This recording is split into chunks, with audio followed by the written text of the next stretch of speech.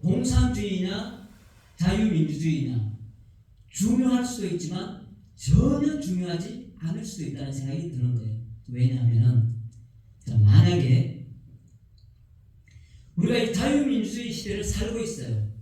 너무 편안하게 신앙생활하고 너무 자유롭게 신앙생활을 하고 있어요. 그런데 만약 하나님께서 보셨을 때 이런 자유민주주의에서 사는 이 시대에 사는 그 하나님의 백성들이며 믿지 않는 자들의 그 삶이라든가 그 인생들이 만약 하나님의 나라를 계속 무너뜨려 나가는 그런 자유민주주의라면 과연 하나님이 기뻐하실까?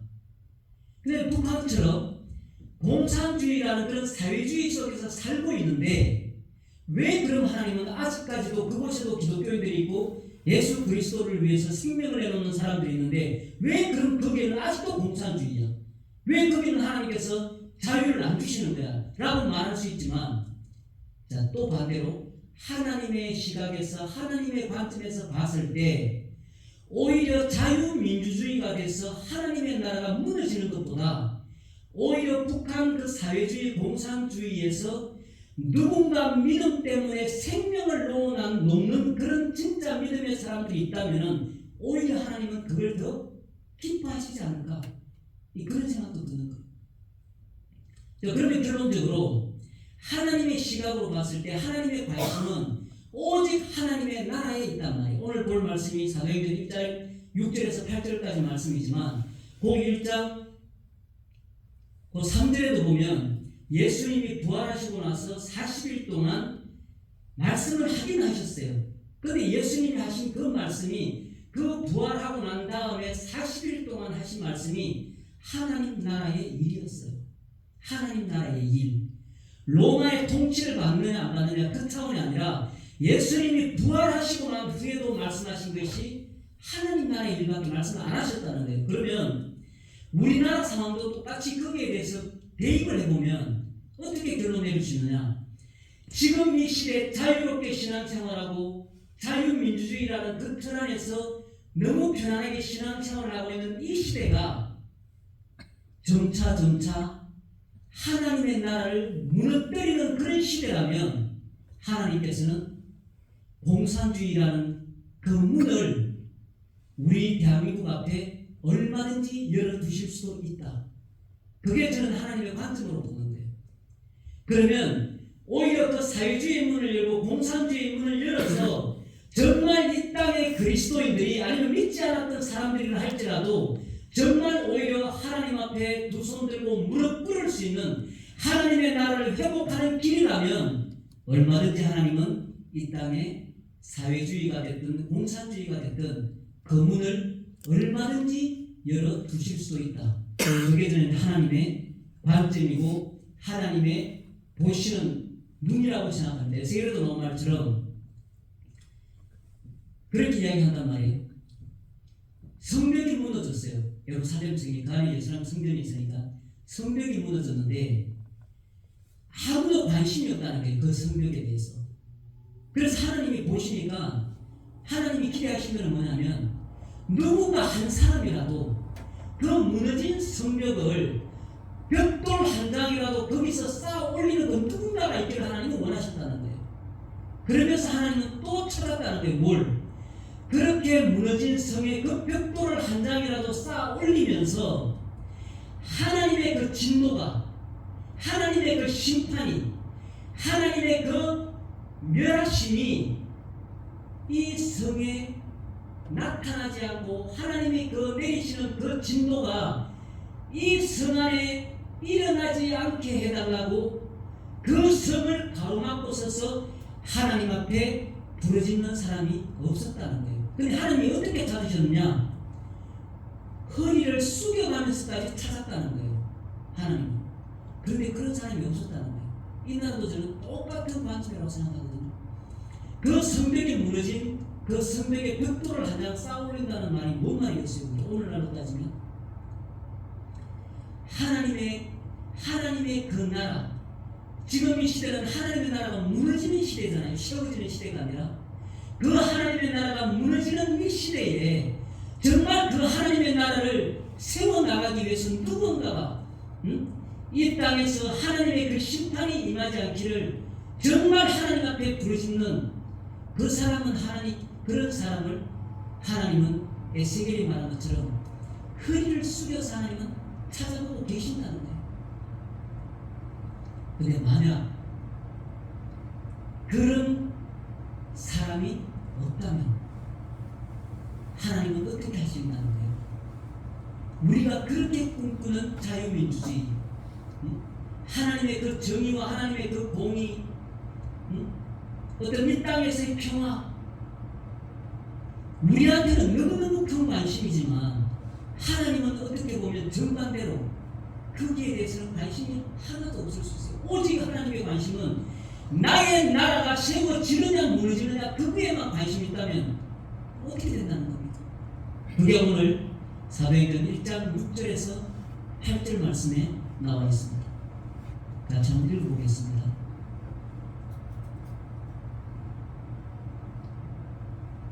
사도행전 1장 6절에서 8절 말씀까지입니다.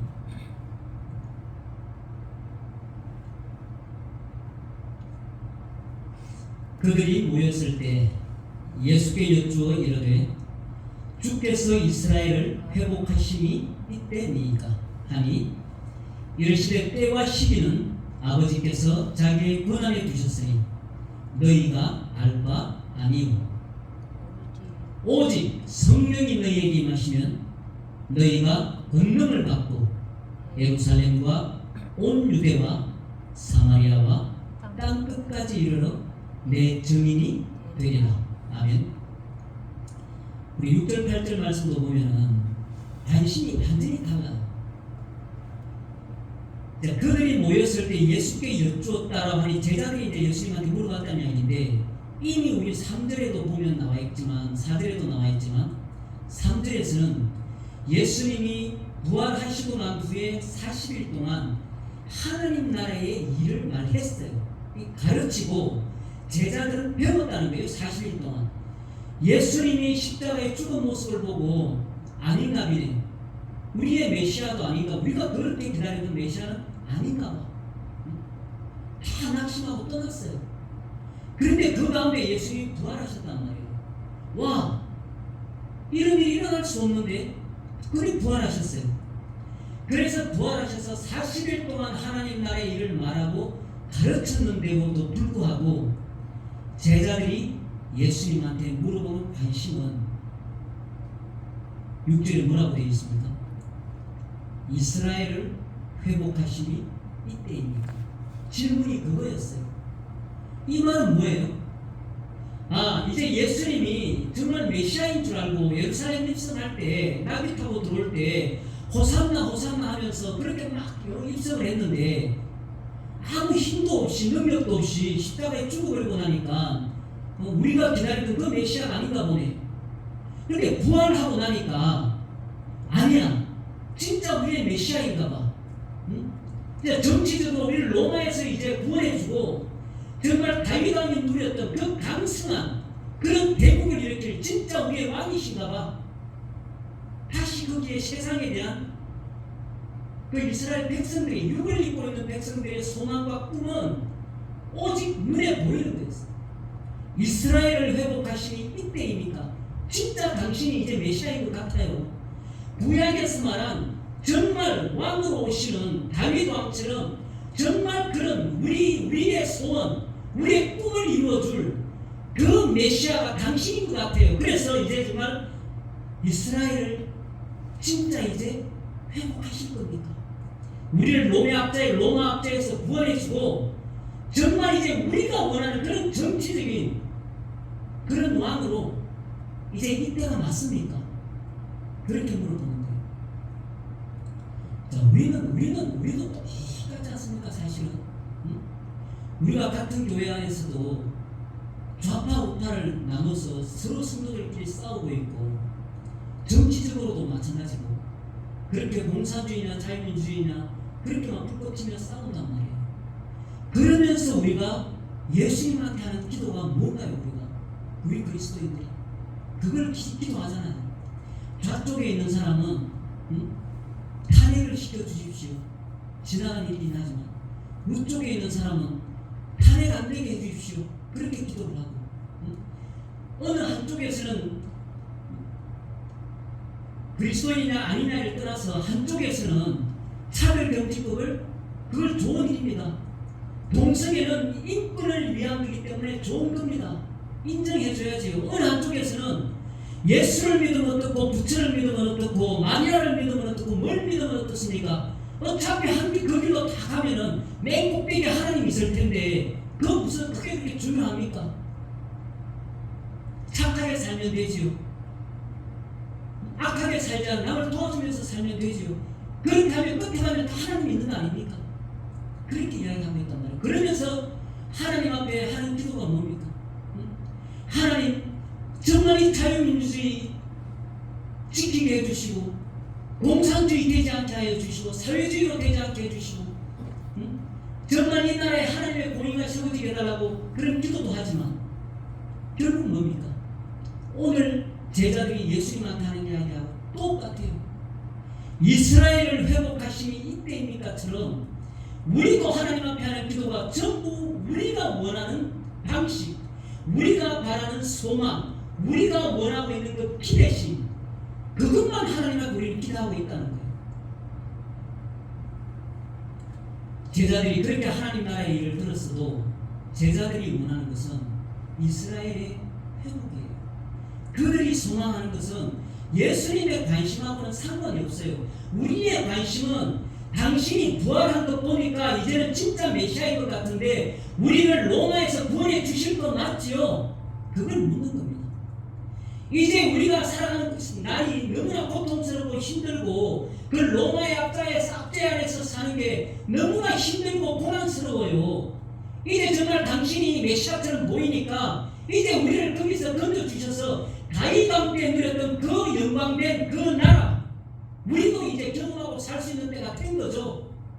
이제 정말 이스라엘을 회복하심이 이제 이때입니까? 그렇게 물어보는 거예요. 그런데 예수님의 관심은 전혀 거기에 관심이 없습니다. 역으로 이야기하면 똑같은 이야기예요. 그러면 과연 지금 예수님이 이때 보인 반응처럼 오늘날도 반응을 보이려면 어떻게 말씀한다는 이야기예요. 우리 자유민주주의를 지켜주십시오. 공산주의자 되지 않게 해주십시오. 우리가 누리고 있는 이 평안을 잃지 않게 해주십시오. 그렇게 우리가 원하는 그 기대와 소망을 하나님 앞에 부르짖는다 하더라도 예수님 말씀처럼 그 하나님의 나라가 그것 때문에 오히려 하나님의 나라가 무너진다면 하나님 그게 관심이 없다는 겁니다. 전혀. 이르시되 때와 시기는 아버지께서 자기의 권한에 두셨으니 너희가 알 바 아니요. 8절 예수님이 궁극적으로 하려고 하시는 말씀을 하시잖아요. 오직 성령이 너희에게 임하시면 너희가 권능을 받고 예루살렘과 온 유대와 사마리아와 땅 끝까지 이르는 내 증인이 되리라. 6절 끝에 하고 8절 끝을 딱 이어서 이야기해보면 이스라엘을 회복하심이 이때입니까? 라고 딱 물었는데 예수님의 답은 땅 끝까지 이르는 내 증인이 될 것이다. 그게 예수님의 답이에요. 똑같습니다. 결론이. 우리는 고통받는 게 싫고 고난받는 게 싫고 우리는 핍박당하는 게 싫고 우리는 환난이 싫어요. 우리는 하나님 앞에 하는 그 요구하는 바, 그 기도하는 바가 전부 다 우리가 싫은 것들이 우리에게 임하지 않기를 기도하는 것밖에 없어요. 지금 제자들이 예수님에게 질문하는 것처럼 똑같이 우리를 회복시켜 주십시오. 지금 이스라엘을 회복해 주셔서 우리가 당하는 이 고난 해결해 주십시오. 이 정치적으로 당하는 이 고통 여기서 우리를 건져 주십시오. 지금까지 우리가 누리지 못했던 그 영화, 그 이스라엘 민족이 다윗 왕 때 누렸던 그 민족의 영광을 지금 우리가 누릴 수 있도록 회복시켜 주십시오. 그게 제자들이 원하는 소원이었어요. 그런데 예수님의 답은 땅 끝까지 이르러 내 증인이 되리라. 그게 예수님의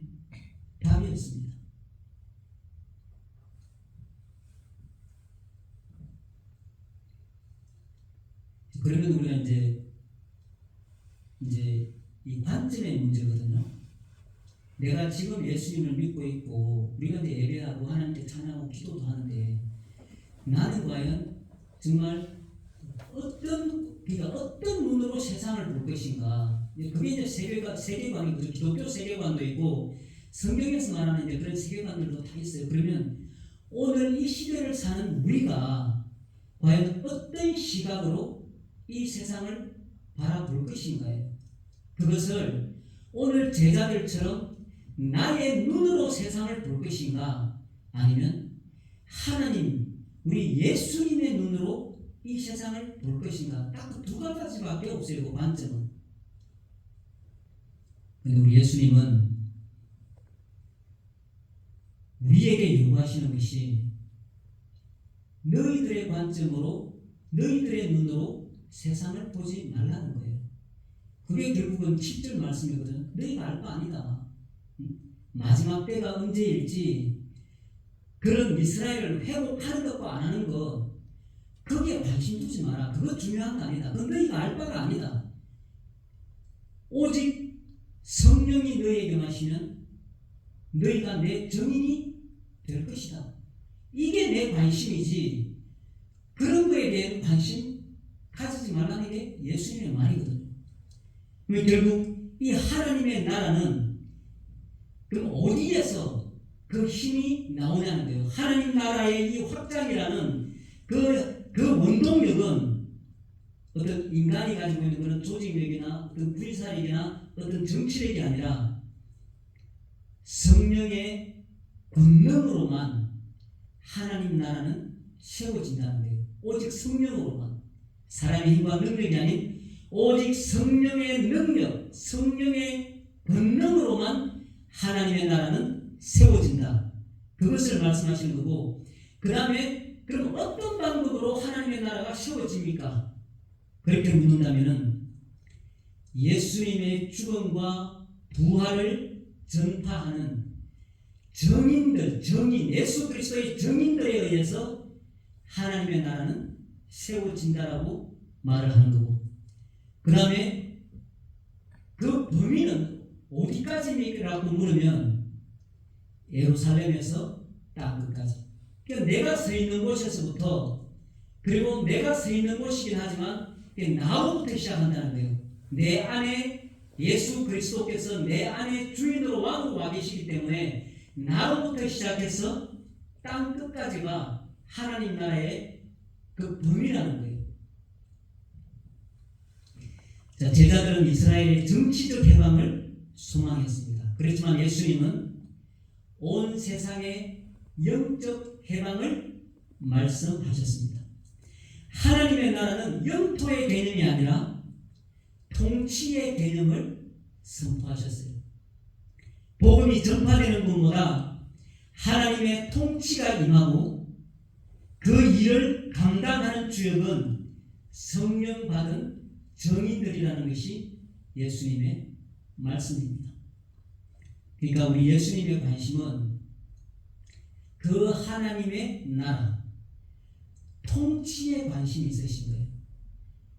영토적인 개념이라면 예수님이 이스라엘을 로마에서 해방을 해서 정말 그 로마를 꺾는 그런 다윗과 같은 그런 왕으로 오셔야 되는데, 예수님이 말씀하시는 그 왕은 영적 통치의 왕이란 말이에요. 하나님 나라의 왕. 그래서 이 성령을 통해서 땅끝까지 예수의 증인들로 말미암아 복음이 전파되는데, 그 복음이 전파되어서 그 복음을 받아들이는 그 심령마다 그 안에 성령이 임하고 하나님의 나라가 이루어지면 내가 다스리는 나라는 그 나라라고 예수님은 이야기하는 거예요. 그것이 영토의 개념이 아니라 나로부터 시작한 땅 끝까지 이르는 모든 이 땅에 존재하는 모든 사람들 한 사람 한 사람 모두를 포함한 그 땅 끝이라는 거예요. 하나님이 원하는 나라는 그 나라를 말하는 거지, 이 영토가 자유민주주의냐 공산주의냐 그 영토의 개념이 아닌 거예요. 아무리 자유민주주의라 하더라도 하나님의 통치가 일어나지 않는 그 나라는 하나님께는 필요 없는다는 거예요. 그것이 공산주의를 하더라도 그 공산주의 때문에 하나님의 나라가 이루어지고 하나님의 통치가 이루어지는 그런 나라라면 하나님은 그걸 기뻐하신다. 그러면 대한민국이나 우리 대한민국에서 지금 예수를 믿는 그리스도인들은 그럼 이 시점에서 할 수 있는 게 뭐겠냐는 겁니다. 정말 하나님 앞에 정말 회개를 하고 정말 하나님의 나라가 무너져 있는 그것을 하나님이 아파하는 그 마음처럼 똑같이 이 땅의 그리스도인들도 그 하나님의 성이 무너져 있는 그 모습을 보면서 눈물 흘리며 그 성을 쌓아 올리는 그 마음이 필요하다는 거예요. 과연 그것을 하나님의 그 마음을 안다면 좌파 우파가 나눠져서 내가 옳다 네가 옳다 싸운다는 것 자체가 말이 안 되는 이야기랍니다. 그 하나님의 마음을 안다면 그지 오늘날 우리 대한민국이 정말 이렇게라도 평화를 누리고 자유를 누리고 이것을 지속하고 싶다면 최소한 그리스도인들이 이 나라를 원한다면 우리 그리스도인들이 하나님 앞에 해야 할 건 딱 그거 하는 거예요. 지금까지 하나님 앞에서 그러한 우리의 삶을 회개하고 정말 하나님의 나라가 무너지는 하나님의 성이 무너지고 있는 이것을 정말 눈물 흘리며 안타까워하고 이 땅의 자유를 지키기 위해 싸우는 게 아니라 하나님의 나라를 지키며 싸우는 그것이 필요하다는 게 그것이 있어야만 하나님은 이 땅의 그 자유를 보장해 주시지 정말 이 자유가 오히려 그 하나님의 성을 무너뜨리는 일이라면 하나님은 결단코 이 땅의 자유를 허락하시지 않을 수도 있다는 거예요. 우리는 말씀을 볼 때라든가 하나님의 시각으로 볼 필요가 있어요. 우리의 시각이 아니라 하나님의 관점에서 보면은 과연 하나님의 마음은 어떨까? 하나님은 어떤 눈으로 이것을 바라볼까? 그런 우리가 관점이 필요하다고 생각합니다. 그리고 우리가 이제 또 기도할 때 정말 하나님 우리가 이 나라 이 땅을 이 백성을 정말 불쌍히 여겨주시고 긍휼히 여겨주셔서 정말 하나님의 그 나라가 무너지지 않고 정말 한 사람 한 사람 그 벽돌 한 장 쌓아 올리는 것처럼 그렇게 하나님의 그 성이 다시 한번 세워질 수 있도록 정말 불쌍히 여겨달라고 긍휼히 여겨달라고 기도하고 이 땅의 그리스도인들이 정말 그 역할을 충실히 감당할 수 있도록 그래서 이 땅에 하나님이 내리시는 그런 진노가 임하지 않도록 그렇게 하나님 앞에 회개하고 부르짖는 그 기도가 반드시 필요할 줄로 믿습니다.